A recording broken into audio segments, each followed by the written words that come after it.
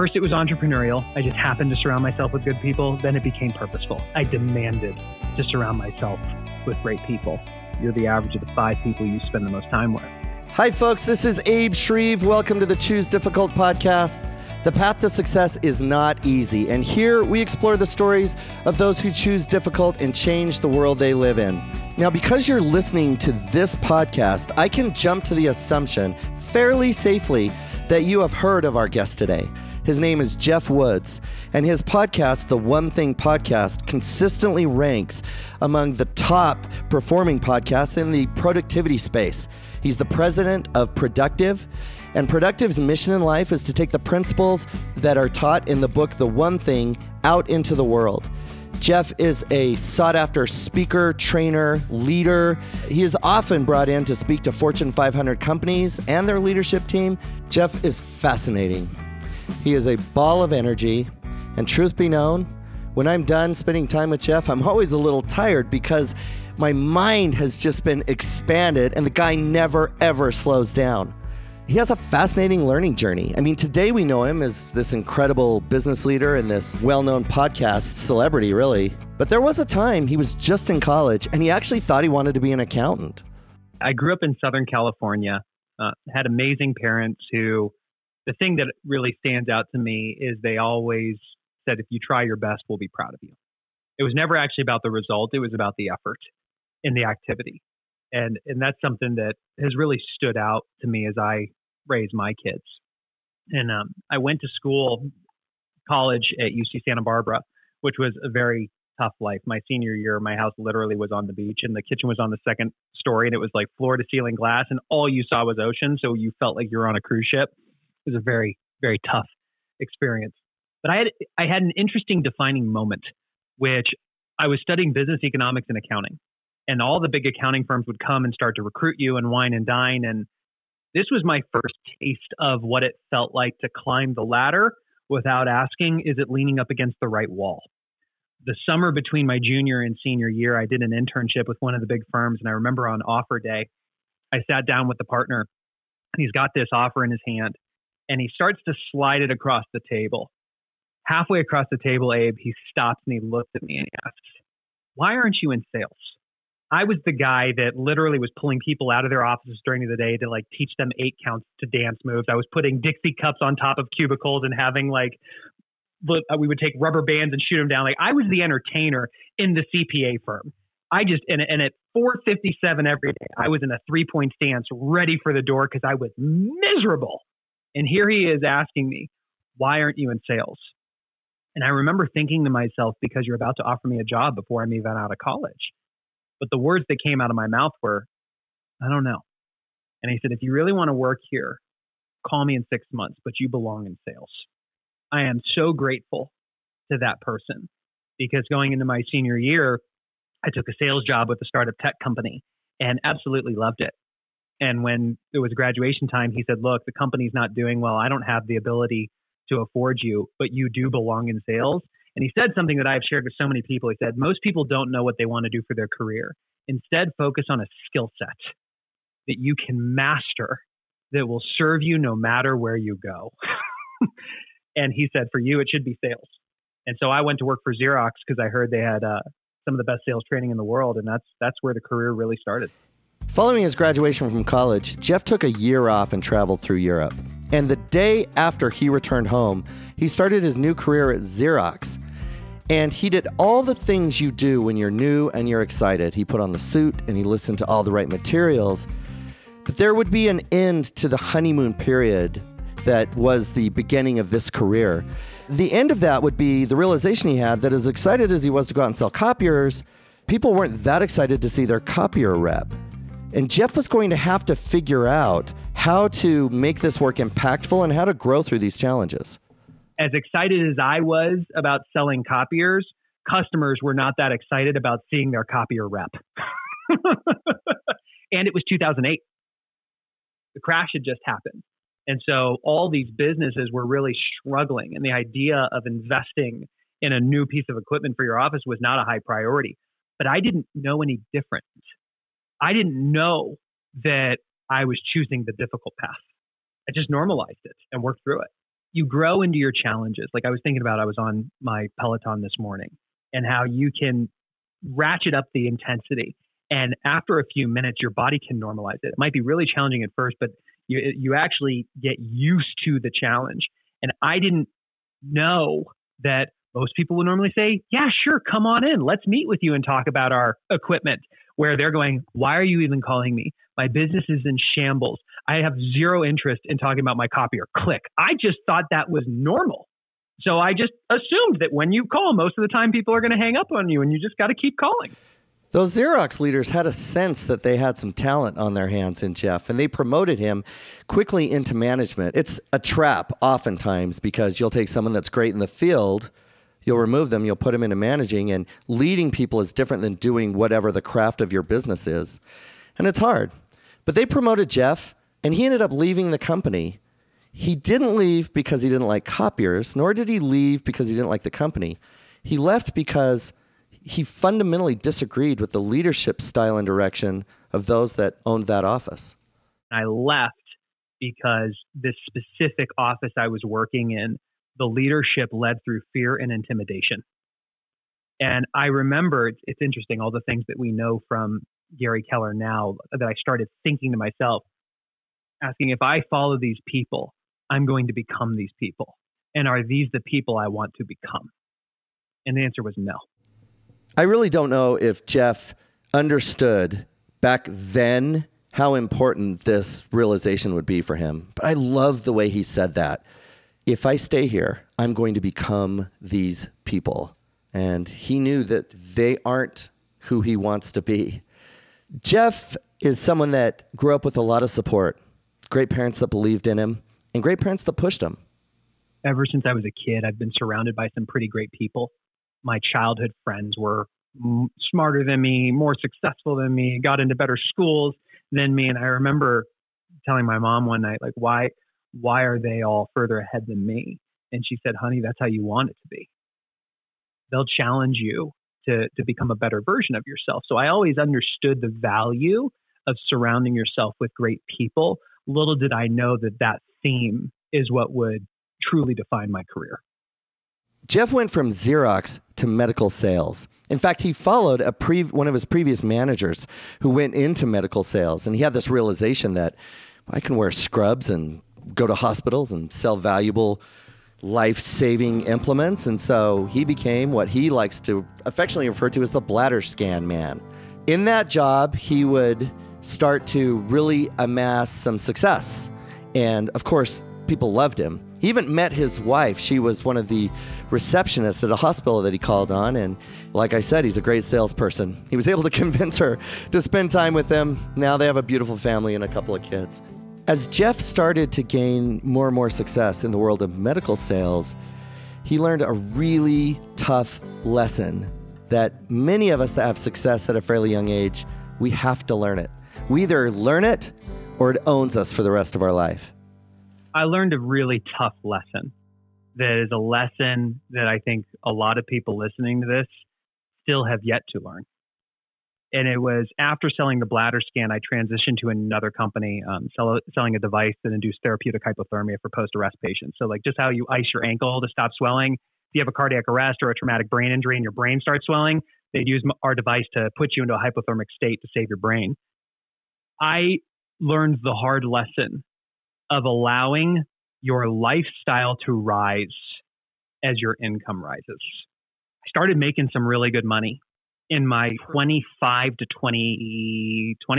30. So that range. And I'm making really good money. Zero responsibilities, no kids. You fast forward, Amy and I get married. We buy a house. We have a child. I didn't know that kids get more expensive. Shocker. And all of a sudden, my company needed to make a change to our commission structure in order to remain competitive in the marketplace. But overnight, I lost 40% of my income. Yet my comp plan was still so good that I couldn't go anywhere else. And so I was trapped because I had allowed my lifestyle to rise to a number, telling myself it's always going to get better. Money's never going to go backwards. And it did, sizably. And I watched how month after month, our emergency fund got smaller and smaller and smaller because we were spending more than we were making. And I told myself the story that it'll get better next month, but I wasn't aligning my activities with that result. I was just crossing my fingers. It got to the point, Abe, that bank account's almost at zero. My wife is a stay-at-home mom with our first child, and I am genuinely wondering how I'm going to keep putting food on the table. Little did I realize that this is what would set me on the path to getting into business with Gary, Jay, and yourself. Because it was at that moment that I heard the Jim Rohn quote that you're the average of the 5 people you spend the most time with. And while a lot of people have heard that quote, I actually made the list. I wrote down the names. And as I looked at the names, I saw 5 amazing friends. And then the light bulb went off. I had 5 amazing friends. I had yet to find 5 amazing mentors. People who are where I wanted to be, who actually owned their own business, that made a massive impact in the world and delivered real security for their family. That's what I wanted. And that set me on the journey. And without even knowing of the one thing at the time, it became my one thing: to upgrade my 5, to surround myself with business owners who are making an impact in the world and delivering real security for the family. And the journey began. Geoff made a conscious decision to go and find mentors, to go out and seek people that could teach him things and help guide him on a path to become the person that he really wanted to be. As he does, he started to share with others the conversations he was having with these incredible people.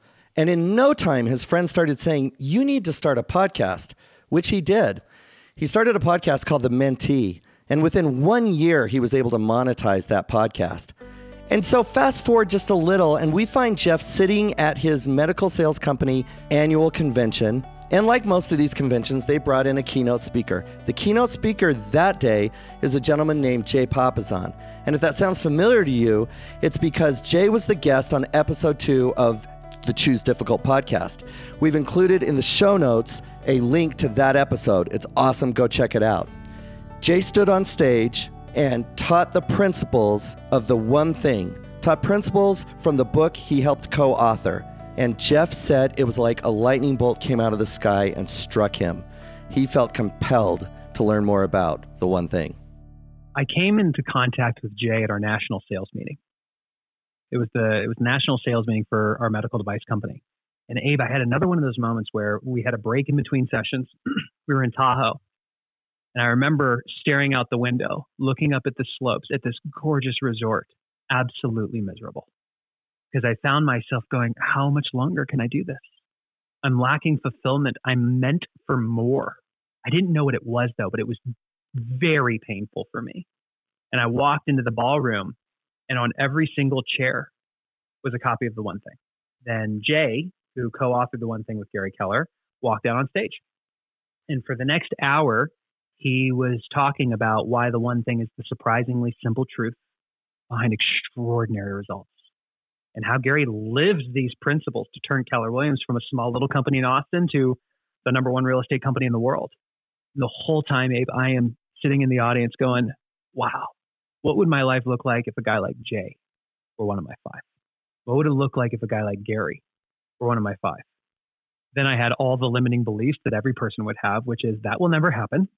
And even if I wanted it to happen, what could I say to Jay to make him interested in me? What could I give him to make it worth his time to spend time with me? And when he finished speaking, whole company erupts out of their seats, standing ovation. When everybody else sat down, I found myself standing. You ever had one of those moments, Abe, where your mind is telling you to do one thing, but your heart's pulling you in a different direction? That's where I was.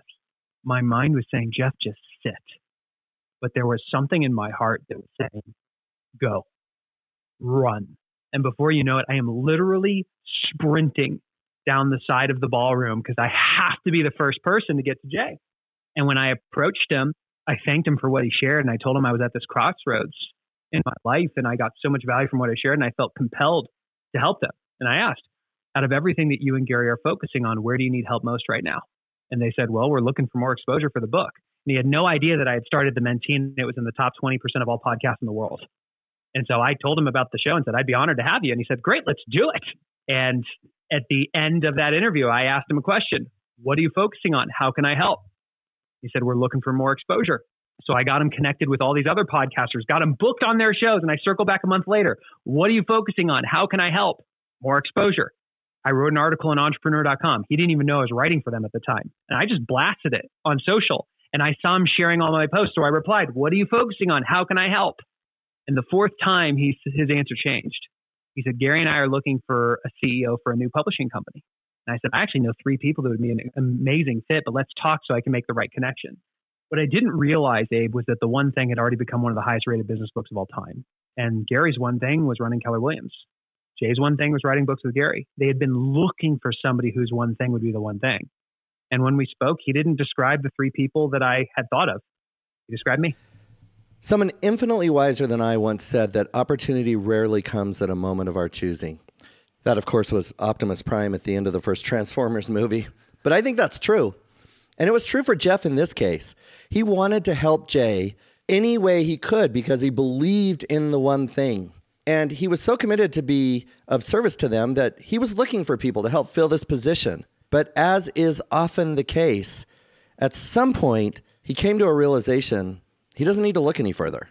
The moment when we were on the phone, I was sitting in my car and he said, I asked him, I said, I know a group of people that might be the fit, but what are you looking for? And he said, we're looking for somebody who has a strong sales background, who has a strong finance background, who knows how to turn content into dollars. And in that moment, it disqualified the other 3 people, but he described me. Strong sales background, President's Club winner, every job I've ever had. Strong finance background. I majored in accounting. I was an accounting TA. Knew how to turn content into dollars. I turned the Mentee into a $100,000 revenue company in 10 months. And so I did what every ambitious person would do, looking for that opportunity. I said, can I call you back? And I hung up the phone and sat in my car in silence for about 5 minutes, which, like you, Abe, that never happens. And walked into my house, looked at my wife and said, I just had a conversation. I wouldn't be surprised if we end up moving to Texas. We were living in Southern California at the time. And she looked at me and said, excuse me? I said, hold on. And I literally ran to my office and grabbed my microphone because I knew I had to document the moment. I knew this was a defining moment in my life. And that, my friends, is how you can know that Geoff is absolutely crazy. At least to most of the world, he is crazy. See, most people would look at him and say, why would you ever do that? Why would you give up the security and the high-paying job and the place that you love and the recognition of your company to move to another state with a completely different culture, California to Texas, and start a business? But some of you that are listening right now, you really get this because there's a thing inside of you that drives you to be a part of your future, to bet on yourself. And betting on yourself is scary. But you know what's really scary?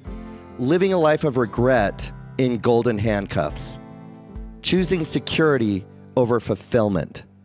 It's just not Geoff's nature. And he was willing to bet on himself. I had just spent the last 5 years putting on scrubs every day and trying to get my wife to call me McDreamy. And all of a sudden, I moved my family halfway across the country to start a company, gave up a multi-six-figure job. Everybody thought I was crazy for giving up a, quote, secure job to start a company. I thought I was actually making the safe bet. But I remember my 30, 60, 90, the things I had to do in the first 30, 60, 90 days were daunting. I had to cast a vision for the business. I had to drive $100,000 in 90 days or less out of thin air. And I had to prove that I could recruit talent, or I was fired and had to move my family back to Southern California. And I just knew I was playing a whole nother ballgame. It's like I had been playing T-ball my entire life, and all of a sudden you're stepping into the majors. You just heard Geoff reference his 30, 60, 90. And what he's talking about are the expectations that were set by Jay and Gary for his first 30 days, 60 days, and 90 days. The idea is he is not fully hired until after he's completed his first 90 days. It gives him an opportunity to have very clear expectations and to win. It also gives an opportunity to validate the hire. It's a system that we use here at Business Maps Coaching and Training. In fact, be sure and check out the show notes. We'll share with you a little outline of our model for hiring talent, starting them on their first 30, 60, 90-day journey, and then leading them as they branch off into their career. This is an area that most people get wrong. They don't hire right, or they immediately underlead or they overlead. This was especially important for Geoff because He's starting a new company. He's co-founding it. And it's hard to know if you're winning or not. When we co-founded the company, it was November 1st of 2015. There was a book. It had already become one of the highest rated business books of all time. So that's absolutely something there. And there was an email list, good sized email list, but there was nothing else.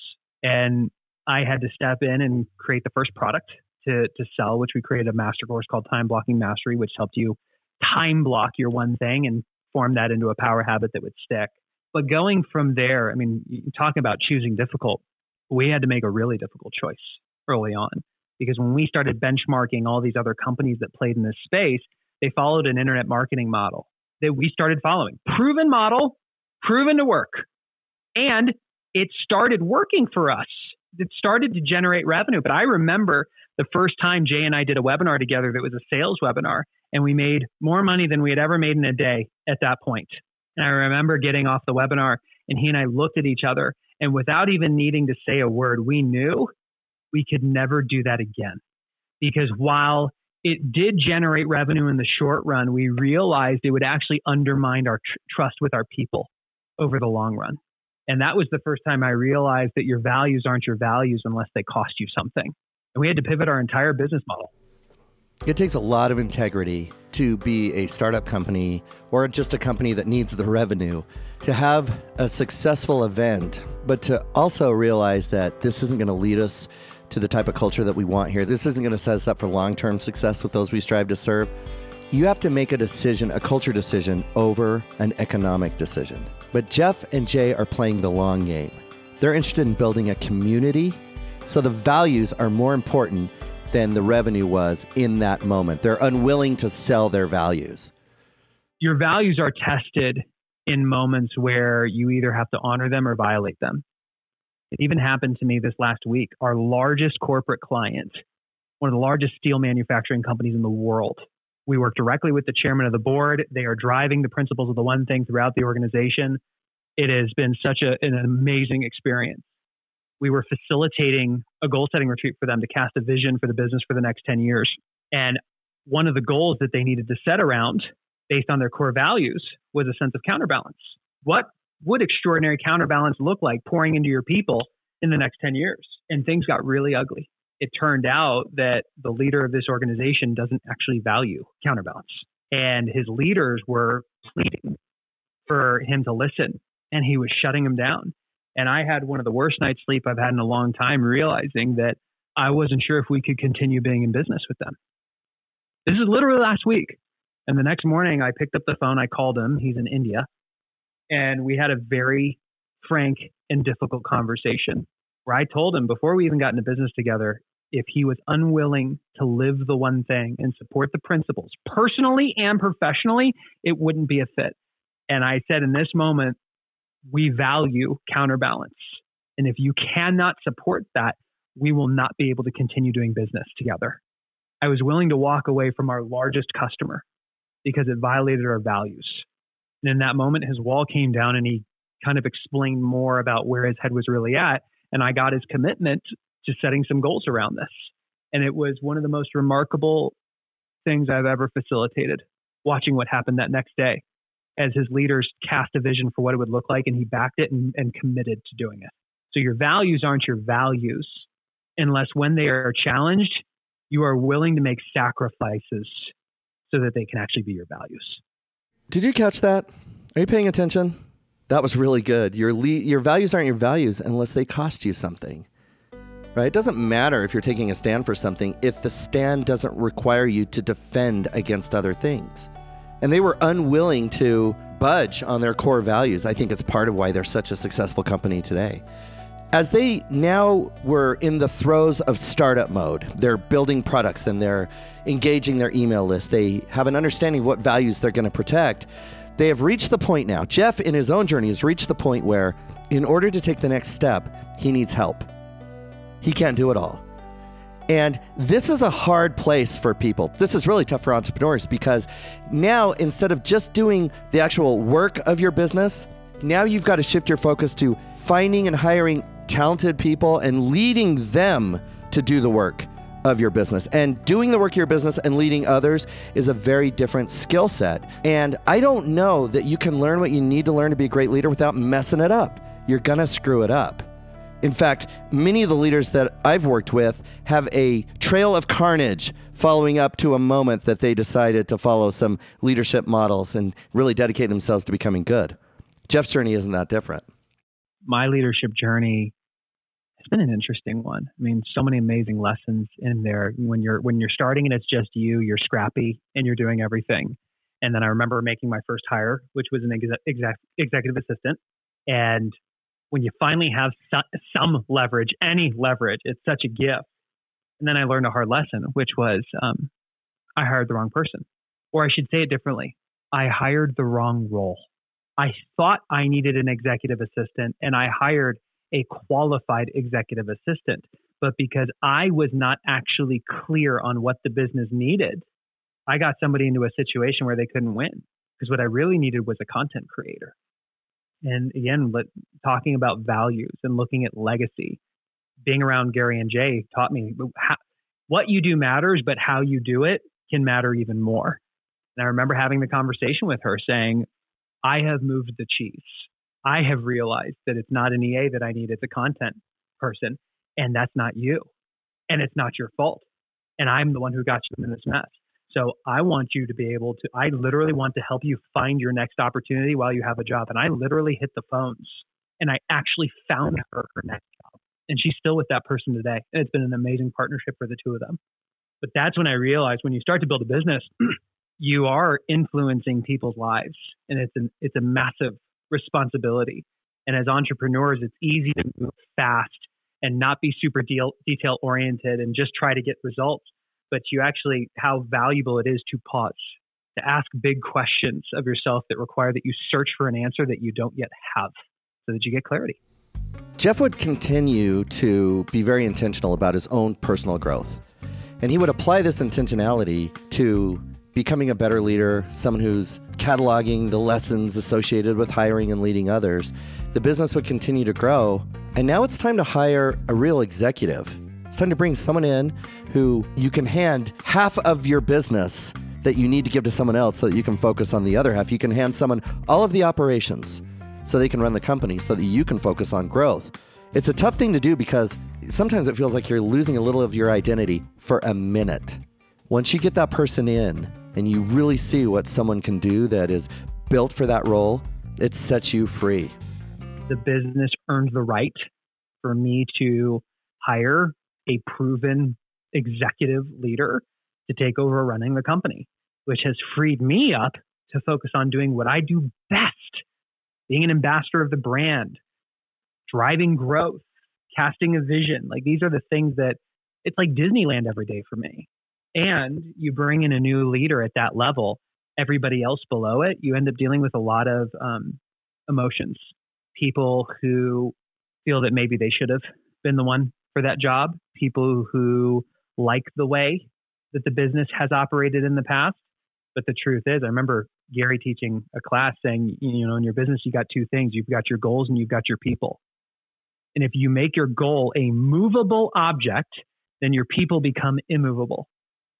And he made the choice early on to make his goals immovable objects, which means the people have to become movable. And I set a vision for the organization for the next 5 years that require that we literally almost 20x the business in 5 years. And I am absolutely committed to that happening.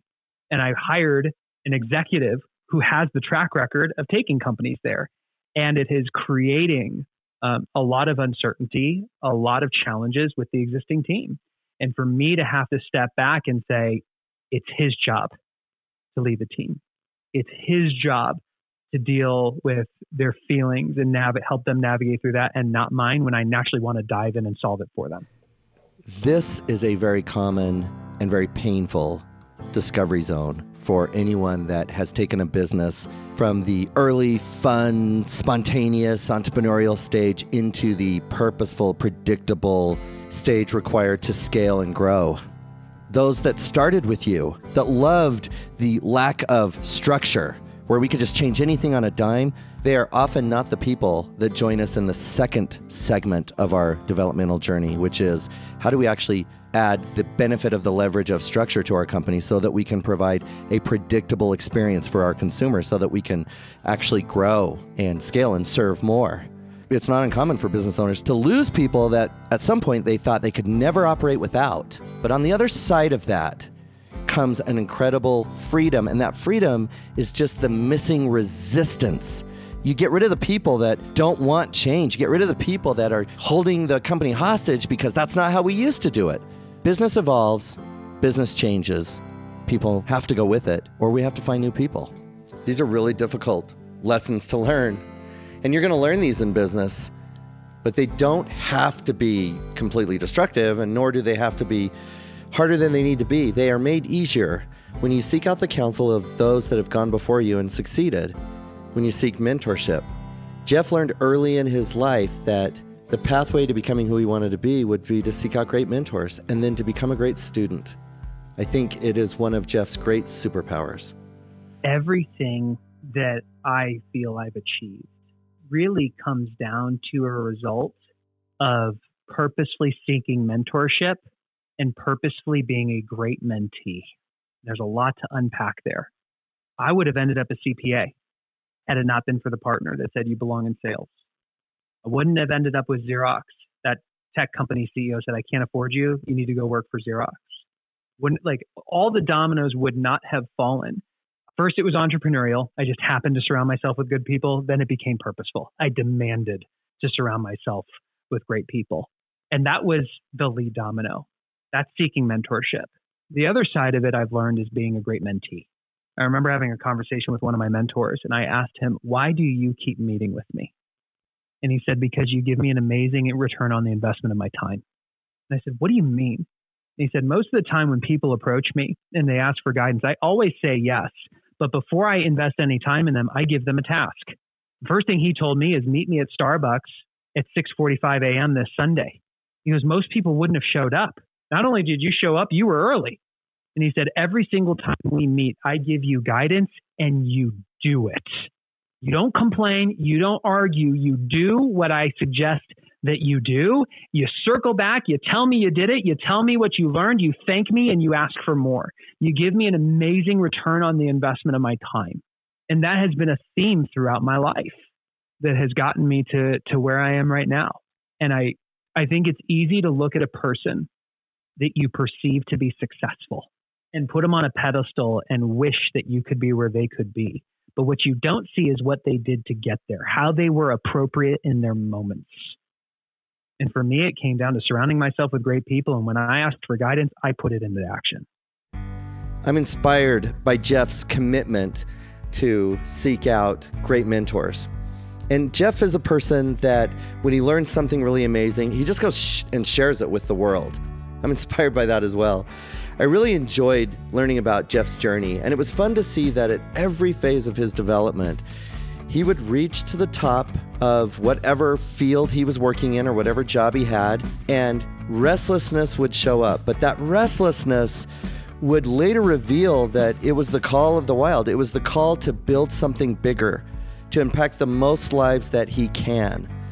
And today he is certainly doing that. In fact, I think we've only just seen the beginning of the impact of Geoff Woods. I want to encourage you to go check out theonething.com. Subscribe to The One Thing podcast. We're really grateful that Geoff joined us today. Well, there you have it, folks.